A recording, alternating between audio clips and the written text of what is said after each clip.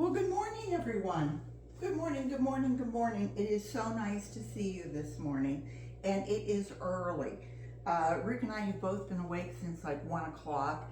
I think we got up about 3, and it's now 5 minutes after 5. I'm sliding on my chair here. This is just hopefully a very brief recycling video. Today is Thursday morning. It is September 4th, and Rick is going to be going into the hospital tomorrow morning for his surgery. The procedure is called a Whipple, and it's to remove a part of his pancreas that has cyst and a gelatinous mucus, whatever. And when they do this, they take out a portion of the pancreas, they remove a portion of the stomach, they remove the gallbladder, they remove a part of his large intestines, and the whole thing is then reconfigured and sewn in together. He'll be like a patchwork quilt.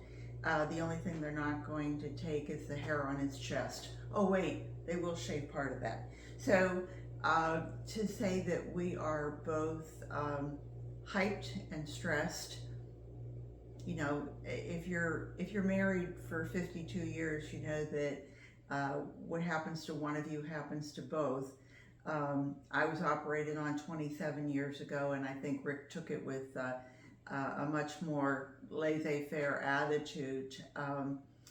27 years later, I'm on the other end of it. I know what you go through. So back then it was ignorance is bliss. Oh well, you know. And so I'm trying to prep him for all the things that will make it easier for him to transition. So on that note, I will just say, please pray for us. I'll give you the update right away. So tomorrow morning we're being picked up at 4:30. Check-in is 5:30. Operation starts at 7:30. Hopefully they said it's a 4 to 6 hour operation, so hopefully by noon or 1 o'clock it'll be over, and there will be no cancer. That's what I'm saying, no cancer, and we can proceed with healing. So what am I doing here? I'm recycling. I don't know if I'm the queen of recycling or just one of the little minions of recycling, but I try to recycle everything that I possibly can to feed back into my soil and to enrich and enliven, add the bacteria, the microbes, everything that will make my soil the best of the best. Whether I'm growing fruits and vegetables, or whether I'm growing plants and flowers, I want my soil to be really rich. And September, it just so happens that September 7th is when we closed on this property 18 years ago. And this is a new development. It was an orange orchard, and when it was re-landscaped and ripped up, they just brought in fill. And for anybody who knows what fill is, it means a lot of sand, a lot of rock. I found pieces of iron. I found keys. I found all sorts of things. And so it's been 18 years of building this soil so that instead of having to use a sledgehammer, I can just go out there with a spade just about, or a pitchfork, and just loosen my soil and plant something. So that's been a real plus. But the last 5 years, I have really gotten into promoting doing everything organically. And it wasn't overnight, but it was just a gradual thing. So the last few years especially, I've really gotten into the recycling of all my fruits and vegetables, and turning everything back into the soil. We also recycle with our community in cans and bottles and all the different things that you would recycle that way. But this is all things that may have gone down the garbage disposal. You know, coffee grounds. What do you do with your coffee grounds? Do you throw them in the trash? Do you put it down the garbage disposal? We did that for years. Now it all goes back into my worm bins. Another step in recycling goes into the worm bins. What doesn't go into the worm bins goes into my geo bin composters, which are another step. Or it just, if you don't have any of that, put it back in your soil. Sprinkle it around your plants. It's wonderful. So some of the things that we do are our fruit and vegetable peels, eggshells. I'm now getting into brown eggs, so you can see the difference. I think maybe you can, maybe you can't, in the eggshell. They're just lovely. And then I grind it in my NutriBullet. My NutriBullet, and it makes a fine powder. Let me just show you how fine a powder this is by just going. Look at the dust. Look at the, and you want to be careful if you do that. You know, don't put your face into it or it'll get into your lungs. But anyway, eggshells, shrimp shells. Do you eat shrimp and you have the shrimp body and tail? Let it dry out. You can put it in your oven and put your oven on it, you know, and let it dry out, just a low temperature, and then you can pulverize that too. If you don't have something to make it a fine powder, once they get dry and crusty, you can just put it in a bag and use a rolling pin. If you don't have a rolling pin, because you don't make your own food, use a can, you know, can of peas, can of corn, something that will roll and will break all of that up. I did say coffee grounds. I use all of my leaves. Those are just some plumeria blooms. And in years past, I used to just rake everything up in the backyard because we have pine trees from our preserve.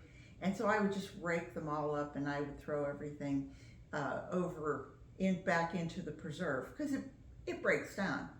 And so now what I do is I go through and I gather up the blooms. Some of them I bring in, but you know, we have a lot of trees. So, you know, if you have a couple hundred plumeria blooms in a dropping, I don't have room for everything in the house. I'll bring in a few for us to enjoy. And so I take them and I've been putting them back into my compost, or I'll feed some to the worms, and it goes back into soil.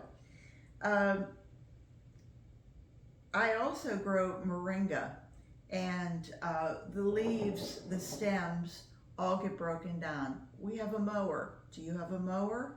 Believe me, you can just chop things up and put it through the mower, and your mower, if it's a mulcher, will just pulverize it to the point where the liquids come out, and then it makes it easier to go back into your soil, decompose, and your worms, any of the little creatures in your soil will love it. This is moringa powder, and I use about a teaspoon of it in our yogurt each morning. You could use it in your tea and your coffee. You could put it in your soup. You can, if you really want to start adding it to things like mashed potatoes, mashed sweet potatoes. Are you making a soup or a stew? Add some into it. We vacuum, we sweep. All of those things used to go right into the trash. Now they go either into my can of worms or my other worm bins, or they're put back into the soil. And so there's just all sorts of things. Cork grows on a cork tree. Most cork trees are in Spain. It's one of the main producers still of cork for wine bottles. And this will break down. It may take a couple hundred years, but still, it'll break down. So you can put this back into your soil. I save my small cardboard paper. Now, my worms just love this. I put it through my shredder and they just go wild. Toilet paper rolls, paper towel rolls. If you are going to do something like that, you have worms, you can use shredded paper. If you don't have worms, you can use that shredded paper again in either your compost or if you want to add it into your soil. It will break down, honest. So that was that.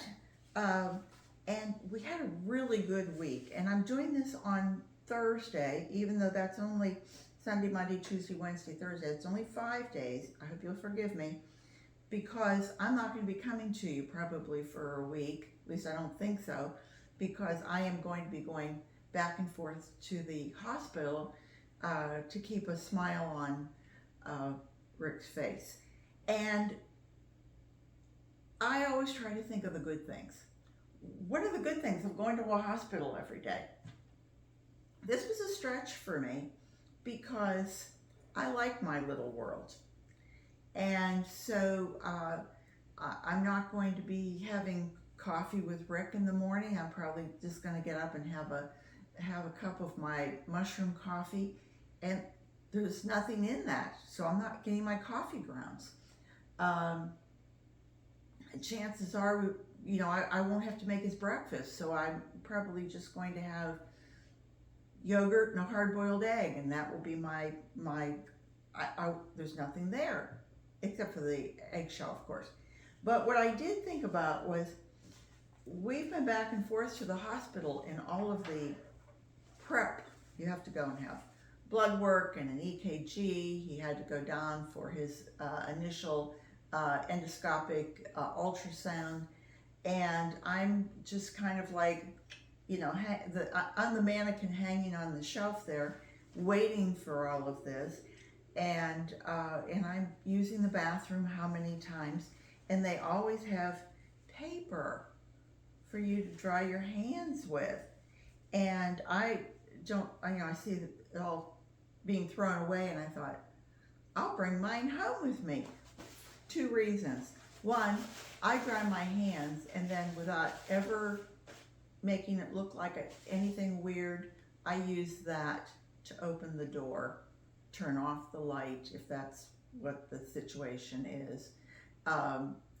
And it keeps my hands clean. There's less transferred germs from me to wherever. And when I'm done, I just stick it in my purse. And when I get home, I've already used quite a few for other things, like feeding the worms, or if I have a spill on the floor or something, I'll use that and then stick it in the worm bin. So there's always a good side. It may seem like a slim one, but there's always a good side. So real quick, this week, not only did our neighbor Brian bring 2 bags of grass clippings, I thought my back was going to break weighing it all and putting it out in my garden, but it was 51 pounds of grass clippings. That was a lot. And I also did, Rick, we borrowed his chipper shredder, and I had been cutting my moringa branches for weeks and weeks and weeks, and so he put them through the chipper and got 27 pounds, and we cut our grass and we did different things. So anyway, the week total was 90 pounds, 15.5 ounces, and I did have 1,366 pounds. So now my grand total is 1,457 pounds, 4.7 ounces, 1,457. So I'm really right on track with hopefully The goal is to get 2,000 pounds again this year. It will be my third year in a row. Who knows what I was doing before? I know I wasn't doing 2,000 pounds. I had a few neighbors saving their grass clippings. Most people are having their grass done now, and it's not a mulcher. They just spread it, blow it, that's it. But back in 5-6 years ago, I had another neighbor, and I was using that, and he would bring the bags over and just empty it, and I had it in the front yard. So my front area has a nice layer of grass mulch on it, but it's starting to thin out. I need to start working on the front yard again. So anyway, that will be the end of this. I hope you will try recycling. I have a lot of friends who say, gee, I didn't realize that. Like, did you realize that if you didn't want to use this to put into your garden right away, you can take this. This is onions, onion tops. These are banana peels.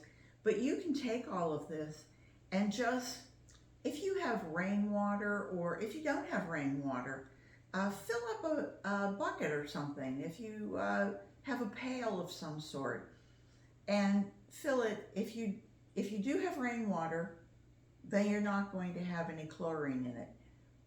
In the modern world, if you have tap water, then you have some sort of chlorine in it to clean your water.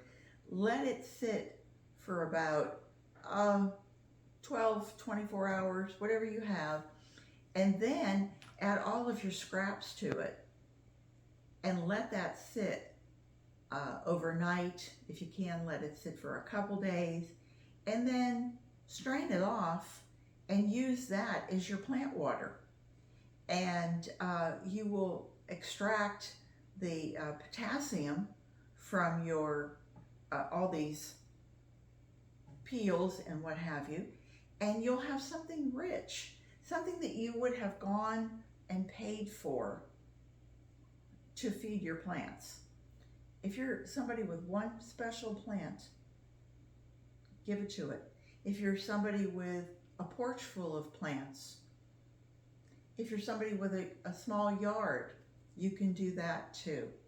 And if you want to break it down and you're watering with your watering can, add a couple cups to it each time you use it, and that way you're just building. That's all I'm saying, is you're just building. How do you live to be 100 years old? The same as you live to be 50 years old, one day at a time. You just keep building on what you have.